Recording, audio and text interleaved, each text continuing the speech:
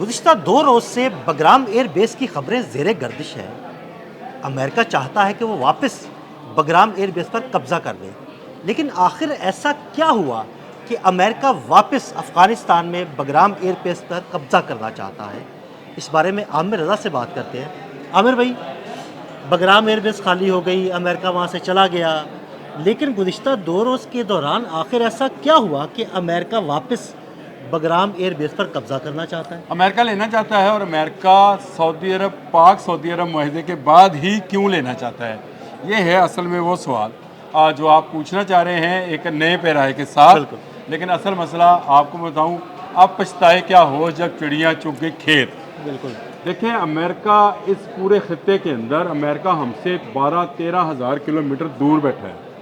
اس خطے میں اس کی بدماشی کیسے چلتی تھی کہ اسرائیل میں اس کا جو اثر رسوخ تھا، اور اس کے بعد جو گلف کے ممالک میں اس کے فوجی اڈے موجود تھے، یعنی قطر کے اندر اس کا اس خطے کا سب سے بڑا فوجی اڈا موجود تھا۔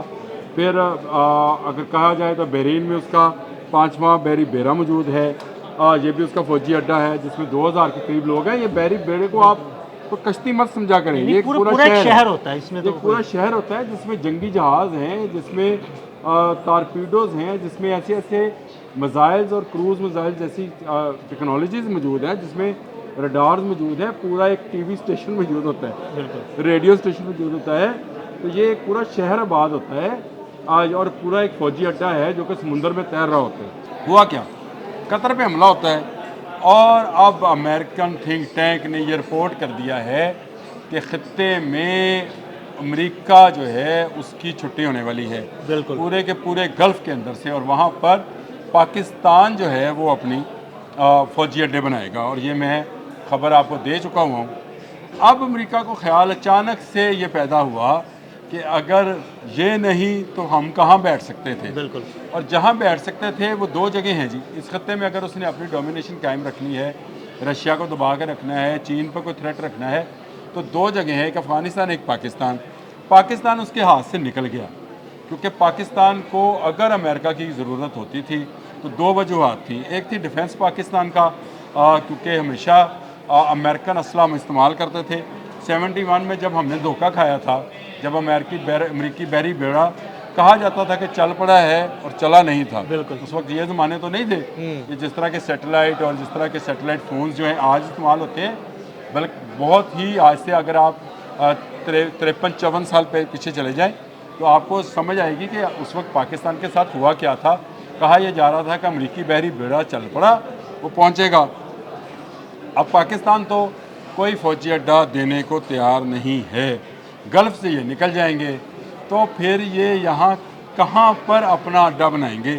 اب ان کو یاد آ رہی ہے کہ ہم سے تو غلطی ہوئی کہ بگرام ایئرپورٹ چھوڑ دیا، اور چھوڑ بھی ایسی حالت میں دیا کہ اس سے صرف 1200 کلومیٹر دور چین کا وہ صوبہ ہے جہاں پر چین اپنے ایٹمی ریئیکٹرز رکھتا ہے اور ایٹمی ویپنز بناتا ہے۔ یعنی بگرام سے اڑنے والا ایئر پلین اگلے آدھے گھنٹے میں چین کے اندر اس جگہ پہ مار کر سکتا تھا۔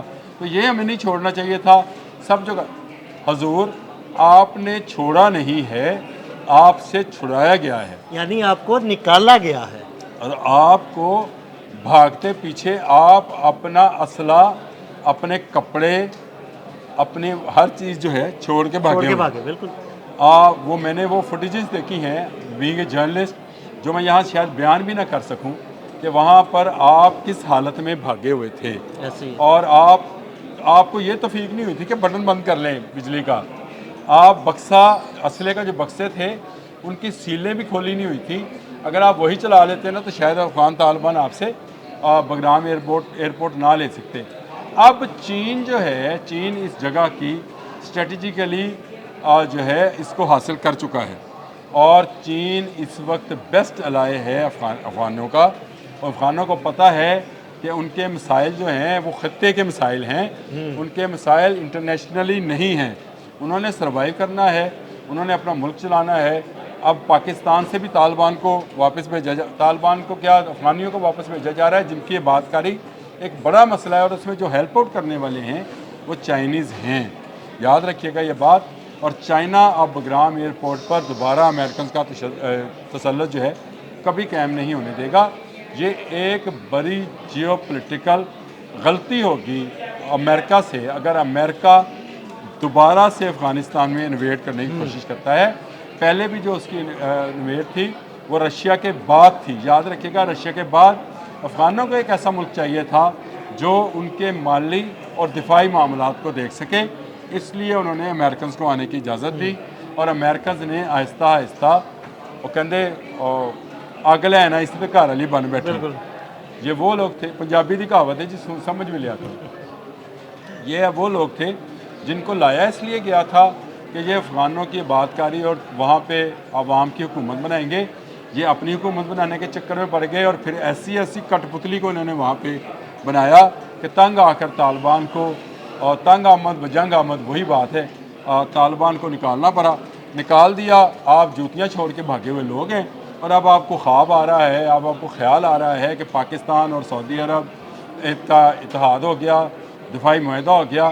اگر قطر، بحرین، عمان، کویت، عراق، ایران یہ بھی پاکستان کے ساتھ آ جاتے ہیں تو ایک رات میں گلف کے وہ ممالک جن کو ہم یہ سمجھتے ہیں کہ یہ اپنا دفاع نہیں کر سکتے ہیں، ایٹمی قوت کے حامل ہو جائیں گے۔ تو اس کے بعد اسرائیل کو بچانے کے لیے کوئی ایک ایئر بیس تو ہمارے پاس ہو، چین کو تھریٹن کرنے کے لیے کوئی ایک جگہ تو موجود ہو، اور وہ جگہ ہاتھ سے نکلتے ہوئے دیکھ کر اب ان کو بگرام ایئرپورٹ یاد آ رہا ہے۔ اب ان کو ابھی اس معاہدے کے بعد نانی یاد آنی ہے، انشاءاللہ نانی یاد آئے گی ان لوگوں کو، کیونکہ اسرائیل نو مور، میں آپ کو ابھی بتا رہا ہوں۔ اور یہ جو بات ہے یہ اسلامی ممالک سمجھ گئے ہیں، اسی لیے تو اس وقت پاکستان کی اگر دیکھا جائے اسٹریٹجیکلی حکومت جو ہے پورے خطے پر قائم ہو چکی ہے۔ میں صرف اس لیے یہ حکومت کا لفظ بول رہا ہوں کہ اس وقت بنگلہ دیش، نیپال، بھوٹان، افغانستان، گلف سارا، چین، یہ سارے کے سارے ممالک جو ہیں پاکستان کی طرف دیکھ رہے ہیں کہ اگر کوئی بھارتی انویشن سے کسی حماقت سے بچائے گا تو پاکستان، اگر اسرائیل کو حماقت دکھائے گا تو پاکستان، اور اگر افغانستان میں دوبارہ امریکہ کی آنے کی کوشش کرے گا تو پاکستان جو ہے اس کے سامنے مزاحمت کرے گا۔ یہ ایک بڑا چینج ہے جو پچھلے 1-1.5 سال میں آیا ہے، اور جنگ مئی کے بعد تو بہت تیزی سے آیا ہے۔ یاد رکھیں یہ جو معاہدہ سعودی عرب والا ہے یہ ایک دن میں نہیں ہوا، لیکن یہ ایک دن میں اناؤنس ہوا ہے۔ یہ بات سمجھنے کی ہے کہ امریکنز کو اس معاہدے کی کانوں کان خبر نہیں ہوئی۔ اگر خبر ہوئی ہوتی تو آپ کو اندازہ ہے کہ ان کے ڈپلومیٹ کیسے کام کرتے۔ یہ معاہدے کی خبر ان کو ہوتی تو وہ مارک روبیو جو قطر کے امیر کے پاس منتیں کرنے گئے تھے وہ سعودی عرب میں ہوتے۔ بالکل آپ صحیح کہہ رہے ہیں۔ یہ باتوں کو ذرا سمجھیں کہ پاکستان کے جو دفاعی تھنک ٹینکس ہیں وہ کس نوعیت کا کام کرتے ہیں۔ وہ اس نوعیت کا کام کرتے ہیں کہ کسی کو کانوں کان خبر نہیں ہوتی۔ معاہدہ ہوا، دستخط ہوئے، اور اس کے بعد قصر یمامہ سے جب اعلامیہ جاری کیا گیا تب دنیا نے کہا اوہ یہ کیا ہوتا ہے۔ تو یہ ایک معاملہ ہے جو بگرام ایئرپورٹ کو لے کر بہت سارے لوگ سوال کر رہے ہیں کہ اچانک ان کو کیا خیال آیا، ان کو کیوں خواب آ گیا کہ بگرام ایئرپورٹ نہیں چھوڑنا چاہیے تھا۔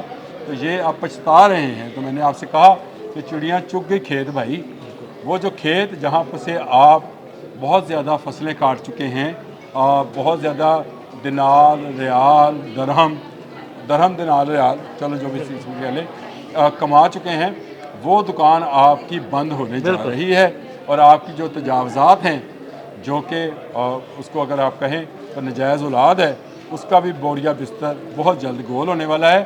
آپ کو بگرام ایئرپورٹ بھی نہیں ملے گا کہ یہ اب چین کا اسٹریٹجیکلی ایسٹ ہے جو آپ کو لینے نہیں دے گا۔ بہت شکریہ عامر بھائی جی۔ بالکل عامر بھائی نے ایک بڑی زبردست بات کی، اسرائیل نو مور، یعنی اسرائیل نہیں رہے گا بلکہ اسرائیل ماضی کا قصہ ہو جائے گا اور لوگ کہیں گے کہ اسرائیل تھا۔ عامر رضا اور عدیل احمد کو اجازت دیجیے گا، اللہ حافظ۔